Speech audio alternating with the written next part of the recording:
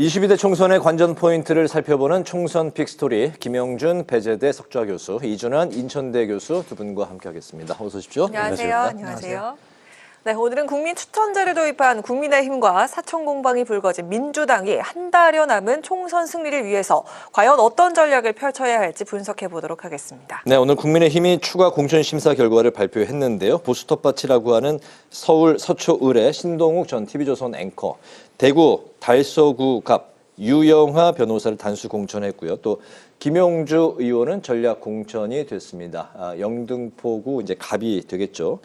현역의 안병길 부산 서구 동구인데 홍석준 대구 달서구 갑, 유경준 강남구 병, 이 현역 의원 3명이 이제 컷오프가 됐습니다.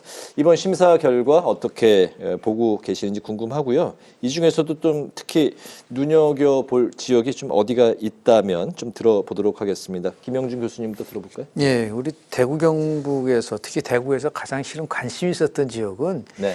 유영하 변호사가 출마한다는 그 실은 달서 갑이었었어요. 네. 근데 이 부분에 이제 홍석준 현역 의원이고 초선이고 말이죠. 네. 그러다 보니까 과연 어떻게 될까? 혹시 경선을 하는 게 아닐까라고 했었었는데 경선도 안 하고 그냥 단수 공천으로 해서 유영하 변호사한테 이제 공천을 준 건데요. 네. 이거는 뭐 이제 그동안 이제 윤석열 대통령이 꾸준하게 이제 박근혜 전 대통령과 만나서 여러 가지 얘기도 하고 그런 과정 속에서 네. 예고가 됐었던 부분인 것 같아요. 네. 그래서 윤석열 대통령과 박근혜 전 대통령의 협력 관계가 나름대로 이제 강화되고 있는 부분도 있고 또 네. 도태우 변호사도 공천을 받았거든요. 네. 대구에서. 네. 이제 경선을 통해서 그분은 이제 됐는데 그래서 박근혜 전 대통령을 변호했던 분이에요. 네. 그러니까 나름대로 정말 그 친박 인사분들이 대구 입성이 완전히 가시권으로 이제 들어갔다라는 그런 말씀을 좀 드리고 싶고요. 네. 그 박성중 의원 같은 경우는 실은 이제 서초울은 지금까지 제 기억으로는 단 한 번도 야당이 그러니까 민주당 측에 있는 인사가 된 적이 없을 정도로 아주 굉장히 양지죠. 네. 그런데 거기서 2번 됐는데 3번 공천 준 걸 저는 거의 본 적이 없어요. 아, 사면속. 예, 사면속으로 준 적은 거의 없습니다. 네. 그럼 뭐 강남 지역 같은 경우는 뭐 잘못하면 너무 특혜가 준다고 생각을 하니까 네. 그 지역은 이제 뭐 신동욱 전 TV조선 앵커로 가고 본인은 원하는 곳이 어딘가 보다가 이제 결국 이제 서른 의원이 지역구인 이제 부평을인데 거기는 이제 본인이 무소속으로 출마하겠다고 얘기를 하니까 네. 결국은 3파전이 되면은 이거 한번 해볼 만하다는 생각이 들었는지 네. 박성중 의원이 그렇다는 말씀이죠. 네, 그렇습니다. 그래서 네. 박성중 의원이 그쪽으로 단수 전략 공천을 받은 부분이고요. 지금 네. 이제 공천 막바지인데 마지막에는 막 어떤 면에서 봤을 때는 어떤 기준에서 왜 그렇게 됐는지 전혀 모르는 상태에서 그냥 막 발표가 나오니까 네. 그냥 뭐 따라갈 수밖에 없는 좀 굉장히 빠른 속도로 공천이 지금 마무리되고 있는 게 아닌가라는 생각을 좀 하게 됩니다.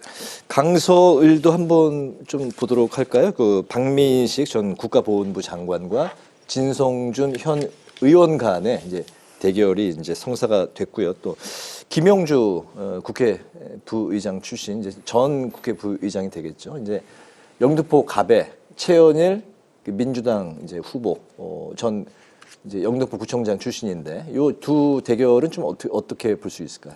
참 재미있게 된 거거든요. 네. 이게 또 공교롭게 강서을이고 영등포 갑이면은 한강 벨트에 또 연결되는 그 그렇죠. 라인들이고 먼저 강서구를 먼저 보면은 사실 이 강서을 지역은 지금 민주당세가 굉장히 강하거든요. 지난해 10월 달에 있었던 구청장 선거에서도 굉장히 큰 격차로 이겨서 민주당이 그때 당시로만 하면은 뭐 200석 이번에 200석 네. 얘기가 나올 정도로 네. 그 분위기가 있었던 동네 아닙니까? 네.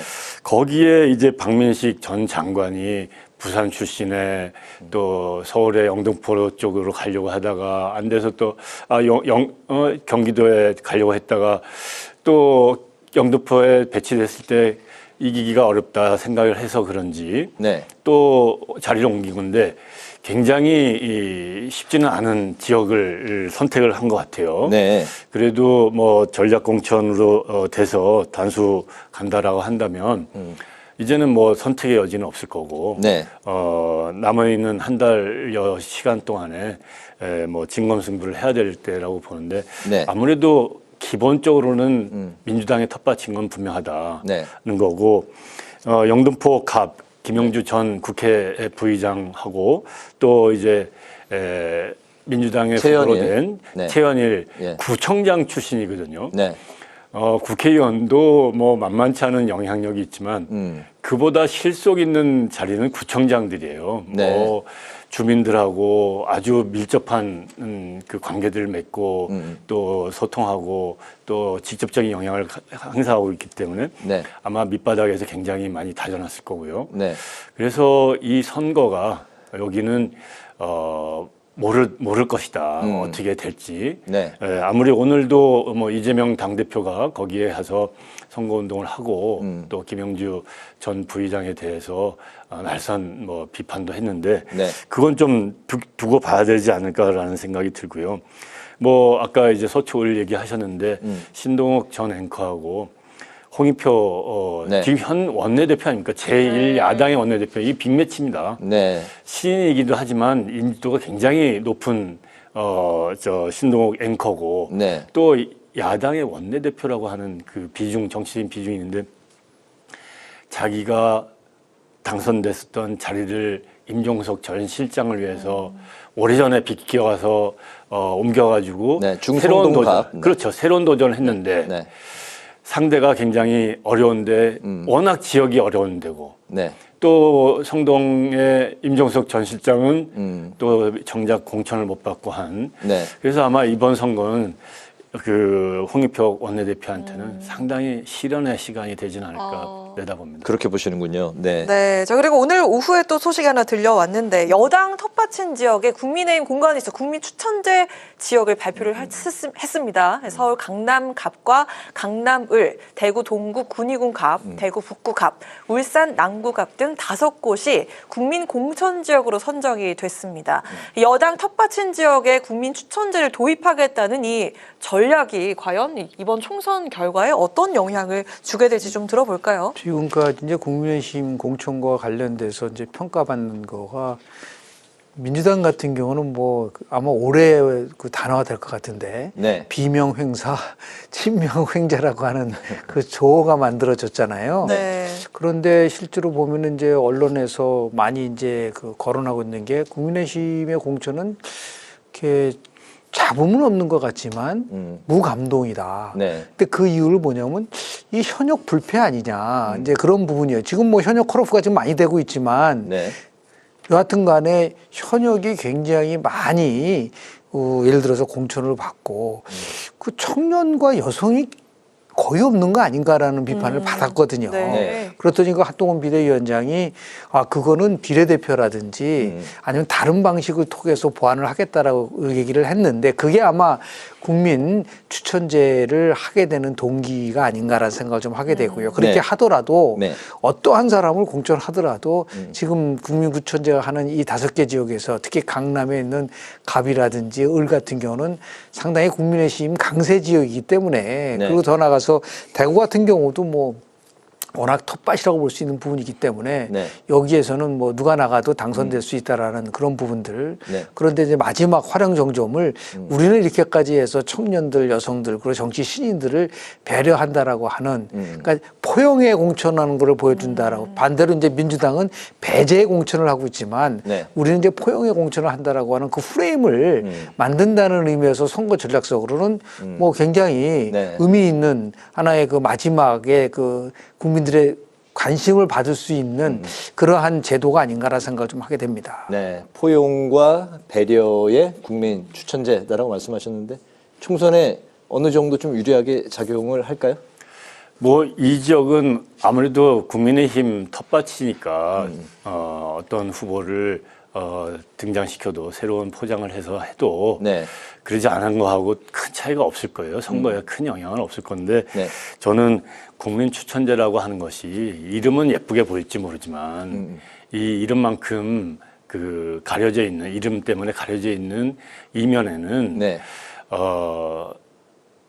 그다지 민주적이지도 않고 동원될 수도 있고 또 절차상 이미 많은 사람들을 인재로 영입했는데 네. 또 국민 추천제로 인재를 또 영입해야 되는 건지도 의문이 돼서 뭐 형식적으로 잘 그 남아있는 과정이라도 네. 잘 맞춰서 국민의힘이 공천하는데 뭐 도움이 된다면 뭐 충분히 국민의힘으로서는 활용할 만한 대목이지만 그 이면에 있는 것도 또 잊지는 말아야 될 거라고 생각합니다. 그 이면이라는 건 국민 추천제란 포장 안에 또 사천이란 뭐 요즘에 이제 일명 쓰이고 있는 단어인데 그런 부분이 들어갈 수도 있다 뭐 그런 말씀이신 것 같습니다. 그런데 2004년도 당시에 한나라당 공천이 굉장히 나름대로 그 당시에는 관심을 받았는데 그때 김문수 의원이 이제 공천관리위원장이었었어요. 근데 네. 2004년도 아시지만 그때 대통령 탄핵, 노무현 대통령 탄핵 때문에 완전히 그냥 뭐 그 정말 그 한나라당이 공경에 처했는데 국민 추천제는 아니지만 공개 오디션 방식을 택하지고 공천을 한 적이 있는데 네. 부산에서 제일 먼저 했어요. 그때 3명이 우선적으로 공천을 받았습니다. 그게 바로 누구냐면 지금 박형준 우리 부산시장, 네네. 김희정 장관이 공천 받았죠. 네네. 이성권 그 당시에 의원이 받았습니다. 세산에 받았습니다. 그런데 그분들이 지금 이성권하고 김희정이 지금 또 이번에 공천을 받았어요. 네. 근데 그때 강력한 인상을 줬거든요. 근데 공개적으로 하니까 누가 봐더라도 저 사람은 좀 돼야겠다. 이것도 뭐 밀실에서 뭐 해놓고 나서 자기네가 하면은 굉장히 나름대로 효과는 떨어지겠지만 네. 그거 제가 지난 시간에도 말씀드렸지만 공개 오디션 해가지고 현장에서 그냥 바로 버튼 눌렀으면 좋겠어요. 가장 잘한 사람을 그거 아무런 문제가 없잖아요. 그렇게 되면은 그렇게 보고 요새 보면 뭐 트로트 열풍이 부는데 그것도 보면 막 국민 투표도 하고 네네. 뭐 마스터 투표도 하고 막 그러는데 현장에서 바로바로 나오잖아요. 그런 식으로 만약에 한다면 저는 흥행에 어느 정도 네. 성공할 수 있는 요인이 있을 수 있다라는 말씀을 좀 드립니다. 네, 예전에 그 아나운서도 방송 프로그램을 통해서 공개 오디션 했었었죠. 6개월 동안 했던 네. 그래서 이제 뭐 많은 또 반향을 일으켰었던 적이 있었는데 아무튼 뭐 김연아 씨 공천을 저희 이 코너에서 3번째 말씀하신 것 같습니다. 네네. 지난주에도 언급하셨고. 네. 그렇게 하면 또 굉장히 네. 사람들이 관심도 갖고 맞습니다. 네네. 그리고 여기 우리 뭐 앵커분 나갔을 수 있으시고 뭐 예를 들어서 네. 누구나 다 참여할 수 있는 기회를 주는 거니까 네네. 1차적으로 스크린을 한 다음에 한 5명, 10명이든 간에 그걸 공개 오디션을 해서 그걸 생중계한다고 한다면 요새는 SNS를 통해서 한다고 하면은 네. 나름대로 좀 반응이 있지 않을까. 그 심사를 누가 하느냐가 좀 그거는 이제 관건일 것 같습니다. 배심원단을 네, 만드는 네. 건데요. 얼마든지 그거를 이제 혹시 자신들이 아는 사람들만 가서 하는 게 아니고 네. 지금 공심위도 있지만 별도의 선거인단 한 50인 선거인단을 추천을 받아가지고 한다고 한다면 네. 그것도 연령별로 네네. 그건 뭐 내가 볼 때는 얼마든지 나름대로 의미 있는 그런 그 제도일 수 있지 않을까라는 생각을 좀 합니다. 알겠습니다. 국민의힘의 이준석 개혁신당 대표가 이제 출마 선언을 한 곳, 민주당에서는 이제 공용훈 전 현대자동차 사장을 이제 전략 공천을 했고 경기 이제 화성 의뢰되겠죠. 이제 국민의힘에서는 한정민 전 삼성전자 반도체 부문 연구원을 전략 공천을 이제 했습니다. 이번 총선에서 이 화성을이 가장 흥미진진하다라고 말씀하시는 분들이 주변에 생기기 좀 시작했습니다. 이준석 대표가 오늘 그 한동훈 위원장과 이제 토론을 하자 이렇게 제안을 하기도 했는데 좀 뜨거워지고 있는 것 같아요. 요 화성 의료 이제 반도체 벨트라고 불려지고 있는데 총선 판세 이 지역 어떻게 보십니까? 글쎄요, 뭐 지난주에 여기에서 그 이준석 당대표가 네. 무슨 화성을 같은데 출마할 거냐. 교수님 그러셨죠. 네. 저는 언제부터 우리 대한민국의 정당의 당대표들이 무게가 이렇게 낮아졌느냐, 품격이 떨어졌느냐 이런 생각을 갖게 됐습니다. 네. 적어도 당대표나 뭐 대권을 바라보는 사람들은 어떤 메시지가 분명하고 무게가 있고 뭔가 험지에 가던가 네. 자기가 무슨 가치를 드러내야 되는데 이 김종인 저 이름을 자꾸 제가 까먹는데 무슨 비대위장 공관위원장. 하도 그런 것을 많이 네네. 맡으셔가지고 네네. 그런데도 TK를 가라고 했는데도 무시하고 일을 갔단 말이죠. 그리고 한동훈 나와라 이런 얘기는 저는 가당치가 않은 얘기고 네. 자기가 뭐 종로건 강남이건 아니면 이재명 대표가 있는 개항을이건 네. TK건 가서 붙자라고 했어야지. 저는 기본적으로 봤을 때는 이 선거는 이준석 당대표의 확장성이 없기 때문에 네. 좀 어려운 선거가 될 거다라고 보는 거는 네. 이준석 당대표의 지지층은 20대, 30대 남성입니다. 근데 이번에 이 새로 당을 만들면서 네. 20대, 30대 남성들도 많이 실망을 했고요. 여성들은 편이 없죠. 게다가 이번에 공약으로 노인들에 대한 뭐 존중을 담지 않은 공약들을 냈기 때문에 노인층도 투표를 안 한다면 결국은 국민의힘에서 특정한 표를 잠식하거나 민주당에서 특정한 표를 가져오는 것밖에 없는데 네. 지금 국민의힘에서 공천을 준 한정민 후보 같은 경우에는 나이도 동년배고 네. 10년 동안 동탄에 살았고 또 비슷한 성향을 가지고 있기 때문에 이 좀 선거가 쉽지는 않지 않겠느냐 이런 생각을 하고 있습니다. 네, 우리나라에서는 가장 젊은 세대가 많이 사는 곳 중에 한 곳이라 이제 택한 이유가 될 것 같은데 어려운 선거가 될 거라고 하셨네요, 이준석 대표에게. 노무현 대통령이 종로에서 국회의원을 하고 있었던 노무현 대통령이 네, 벼랑간 종로를 버리고 부산으로 간 적이 있습니다. 그렇죠. 네. 그 부산 가가지고 당연히 지잖아요. 네. 그러니까 사람들이 봤을 때 저 바보 같다. 바보 노무현이 왜 그때부터 나온 그때 거죠. 바보 노무현이 나온 거예요. 네. 그래서 사람들이 저 바보 노무현을 지켜주면 어떻게 될까 해서 만들어진 게 그때 노사모입니다. 그래서 비록 졌지만은 그래도 원칙이 있는 패배가 더 낫다라고 하는 그런 모습을 보여주면서 결국은 그것이 밑거름이 돼가지고 대한민국의 대통령까지 됐지 않습니까? 네. 그런데 이준석 대표는 조금 전에 우리 이 교수가 얘기한 것처럼 한계를 그냥 적나라하게 보여주는 거다. 그러니까 예를 들어서 이런 생각을 했을 거예요. 양양자 의원이라든지 이원호 의원이 이제 비슷한 지역에 있으니까 반도체 벨트를 만들어가지고 한 석이라도 지역구에서 더 받아야겠다라고 얘기를 하면은 네. 그 부분에 대해서 충실히 따라가면 되지. 이낙연 대표한테 뭐라 그랬어요?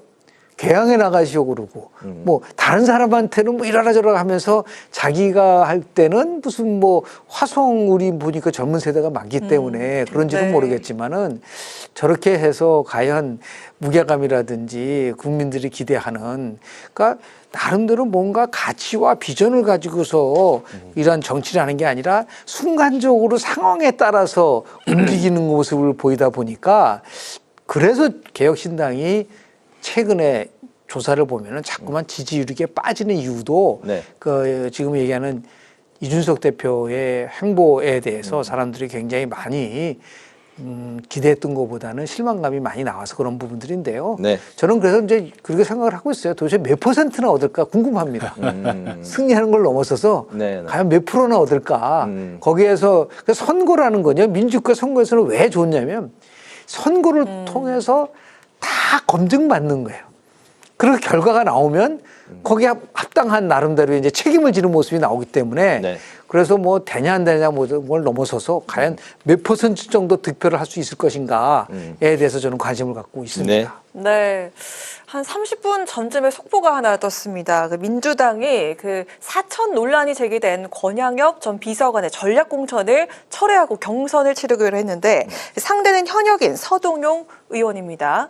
국민의힘은 사천을 넘어 명천이라고 강도 높게 비판을 했었고 그 민주당은 그동안 허위 사실이다, 사적 인연이 없다 이렇게 이야기를 했었는데 이번 그 사천 논란에 급하게 좀 불을 끈 것 같습니다. 이번 이 상황 좀 어떻게 판단하십니까? 저는 이렇게라도 바로잡을 것을 해서 네. 참만 다행이라고 생각해요. 네. 그런데 이렇게 했다 하더라도 민주당이 얻을 것은 이번에 없을 것이다라고 보는 거는 첫 번째 권양엽 전 여성국장이 당내에서 일을 잘한다는 소문이 있었어요. 네. 근데 뭐 딱 한 군데 여성 전략 공천으로 받아서 가고 현역이 있는데 현역보다도 지지율이 떨어져서 네. 이런 특혜를 받았다라고 하는 인상까지 받아놓고 경선을 하겠다라고 잘 했지만 경선에서 지면은 결국은 공천을 애초에 잘못한 거라고 유권자들은 네. 판단하게 되겠죠. 두 번째로는 지금 이게 저는 이 불똥이 어디로 튈 것이냐 개항을로 튄다고 보고 있어요. 무슨 말이냐면 김혜경 이름이 나왔단 말이에요. 이제 각인 효과인가요? 이제 네. 그 유권자들. 개항을에서는 어떤 얘기가 있냐면은 이재명 당대표가 전국의 선거를 돌아다니다 보니까 지역의 선거가 뛰어다닐 사람이 없다. 근데 한 달 전에 여론조사 했었는데 인천의 일간지가 했는데 15%포인트 차이가 있었어요. 원희룡 후보하고 이재명 당대표하고. 네. 이재명 당대표가 당연히 개항이 이 민주당 텃밭이니까 이렇게 올라. 3월 1일, 2일자 여론조사 결과는 오차 범위로 나왔단 말이에요. 네. 그런데 그런데 김혜경 당대표는 전국을 떠나다니까 부인이 나와서 선거운동을 선거운동을 해야 되지 않느냐라는 말이 나오던 터에 과거에 송영길 시장이, 송영길 당대표가 또는 송영길 국회의원 후보가 했을 것처럼 부인이 와서 선거를 좀 해야 된다라고 하는 얘기가 나왔을 때 네. 이렇게 되면은 부인이 김혜경 여사가 나오기가 더 쉽지 않아질 거란 말이죠. 네. 그러면 개항에 집중하면은 전국의 선거가 전국을 다니면은 개항에서 이번 선거가 어떤 결과가 나올지가 몰라지는. 그래서 참 이번에 이걸로 해서 민주당이 네. 이재명 당대표가 얻을 게 좀 없고 참 손해가 좀 심하지 않나라는 생각을 좀 하고 있습니다. 개항을 선거까지 불똥에 튈 수 있다. 네. 네, 근데 네. 왜 그러냐면 이런 현상들이 이제 민주당에서 왜 나오냐면요. 통상적으로 우리가 공천을 할 때는 공천관리위원회가 모든 것을 다 통과를 하고 거기에 대한 결과에 대해서 책임을 지는데 네. 지금 민주당은 공천관리위원도 따로 있고 전략공천위원회라고 따로 있고 네. 또 검증위원회라고 따로 있어요. 그러니까 딱 봐서 제일 먼저 컬업 시키는 검증위원회에서 잘라내는 방법이 첫 번째 있고 네. 두 번째는 공천관리위원회에서 손을 못 대는 거는 다 전략공천위원회로 갖다 놓으니까 여기서 충돌이 나오는 거죠. 네. 그럼 이 부분에 대해서 전략공천위원장이 왜 그 사람을 전략공천을 했는지에 대한 단수공천을 했는지를 아무도 지금 설명을 하지 않잖아요.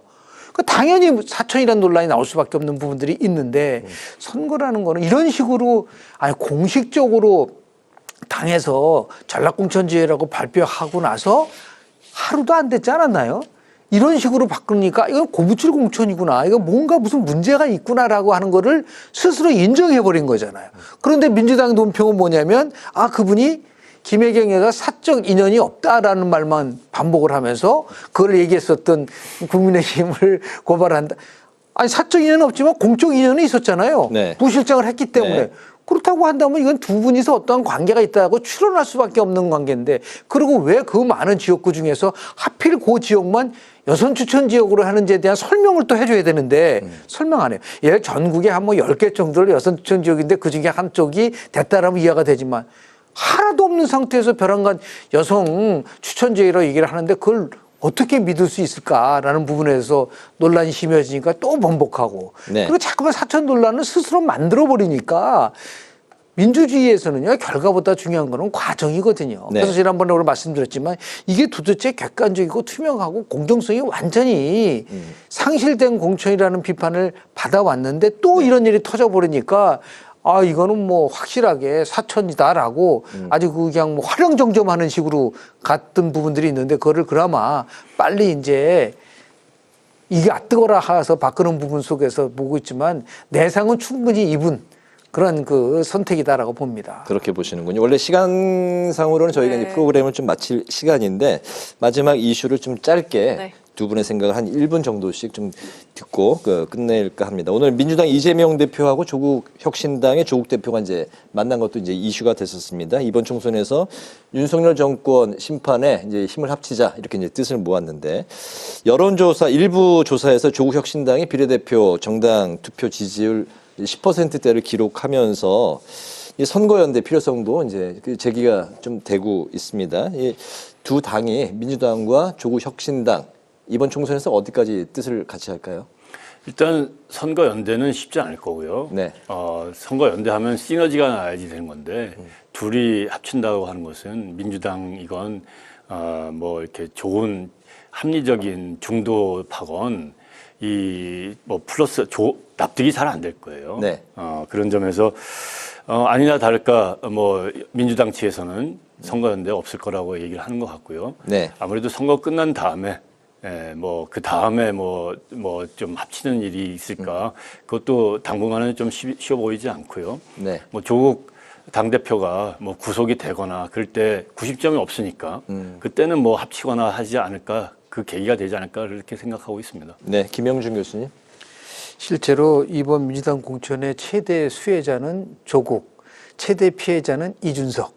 왜냐하면 개혁신당이 한 달 동안 전혀 그냥 사라져버렸어요, 뉴스가. 네. 근데 왜냐하면은 조국 왜 수혜자라고 하냐면 민주당을 지지했지만 공천 파동 때문에 실망한 유권자들이 비례대표 선거를 할 때는 조국 신당. 그래서 우리가 용어로 얘기하면은 지금 더불어 옛날에 시민당을 위성정당이라는 말을 쓰잖아요. 그런데 자매정당이라는 말이 나오거든요. 시스터 파티. 네. 그러니까 지난번에 보면 열린민주당이 자매정당. 지금 조국 신당도 혁신당도 똑같이 자매정당이니까 민주당 지지자들이 실제로 비례대표에서 조국 혁신당을 찍을 가능성이 굉장히 높고요. 실제로 지난 2020년 출구조사를 해보니까 더불어민주당을 찍었던 사람들의 58.5%만 위성정당 찍었어요. 나머지는 전부 다 제3지대 정당에다 찍었기 때문에 이번에는 그 규모가 더 커질 수도 있을 가능성이 높다고 좀 봅니다. 네, 알겠습니다. 총선 이제 36일 남았습니다. 총선 관련 현 시점에서의 이야기를 오늘 2024 총선 픽스토리에서 다뤄봤습니다. 지금까지 김영준 배재대 석좌 교수, 이준환 인천대 정치외교학과 교수 두 분과 함께했습니다. 오늘 말씀 잘 들었습니다. 네, 잘 감사합니다. 들었습니다. 고맙습니다.